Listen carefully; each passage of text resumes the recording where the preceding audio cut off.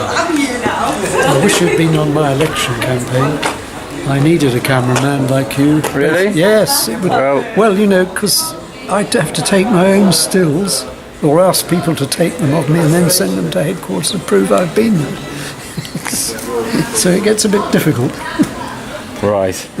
Okay, so... What's happening? I just wanted to ask a little bit about where your previous project. Which ones? You mean all of them? Well, is it? I've forgotten how to pronounce it. Thanks for getting this on camera. Everyone's talking to you about your old.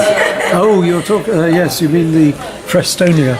Frestonia. That's what which was actually the No M11 Link campaign. Right. And this went on in the 90s, and a bit later I need to check all my papers to recall, because it's a long enough time ago for me to have done quite a lot since. But I was there for the period, and I had about 6 different squads along the way, and we were broadly occupying streets, and in 3 areas. We had Leighton, Leytonstone and Wanstead.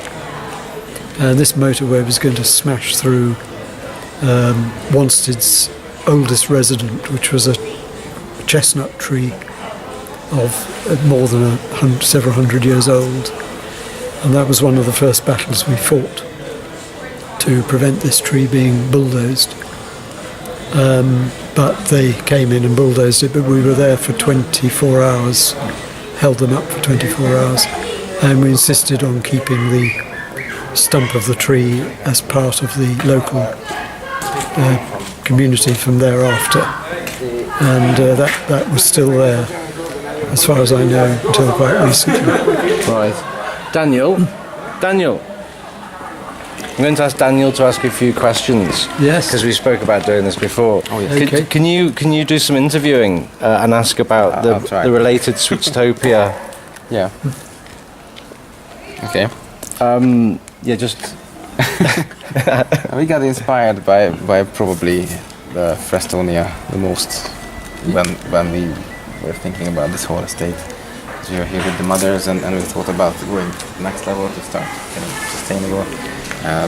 Plant seeds in the spring, so they can see that it's a long-term plan, and somehow get autonomous. So, and then somehow I saw in Vice magazine that this happened. Nick actually survived those days. Oh, right, yes. So, how long ago was that? I don't know, it was like a year ago or something. Oh, right, okay. I know Vice magazine came out with a new rethink of Frestonia. And, yeah. Who did you speak to, or was it just looking at footage of it? Yeah, we just looked at footage I see, right, and okay. read stuff about it. And he is alive to tell Yes. some of these tales, and also the road block protests. Indeed, oh, right, yes. So we Can tried you to- tell us perhaps about Dolly and Claremont Road? Yes, absolutely. I think that would be very interesting. Well, Dolly was sometime actress, and she lived in number 1, I think I'm right in saying, Colville Road, and she'd been there, born there. And they built a scaffold tower on another of the properties in Claremont Road, and this tower rose, I would say, about another story and a bit above the 2 stories, so 2 stories above the house. I actually climbed to the top of it to experience what happened. The tower became called Dolly, after Dolly, this oldest resident. And the most terrible part of the story was that Dolly was strapped to a stretcher at 1:30 in the morning and taken from her home. And we were absolutely outraged by the cruelty and the cowardice of that act, taking her from her home of 93 years. And she was put into a home and lived for a few years after, I'm not quite sure how many. But anyway, that was Claremont Road, and we were actually closed in eventually they decided to evict the whole street. And they had a Very similar to this place. well, yes, they had a overhead walkway which was just suspended. It was only a wire cage thing between the houses and the trees, and the railway, the tube line was just beyond that. But when they came to evict us, they had sent in riot police. They had a whole street of riot police, and they were underneath this walkway. But I found out that a cherry picker had been ordered to start cutting the wires from this walkway while people were on it. And so I found a road cone, one of these traffic cones, nearby. I was on a roof, and the press were corralled about 100 metres away.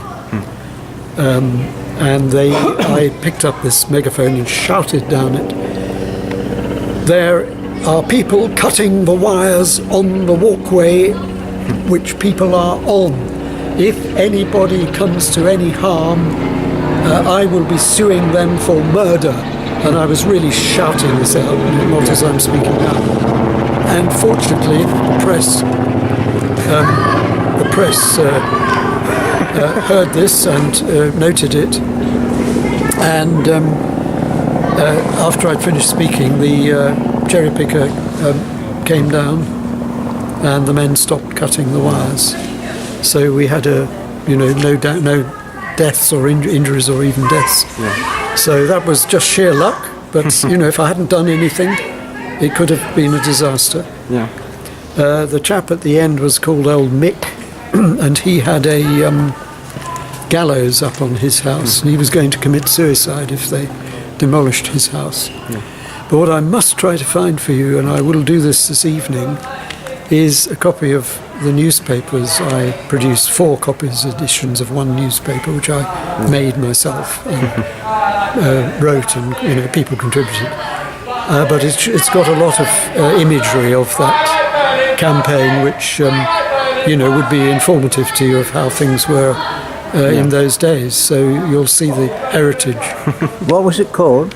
Which the newspaper was called EastEnders, and it had quite a characteristic headline on it.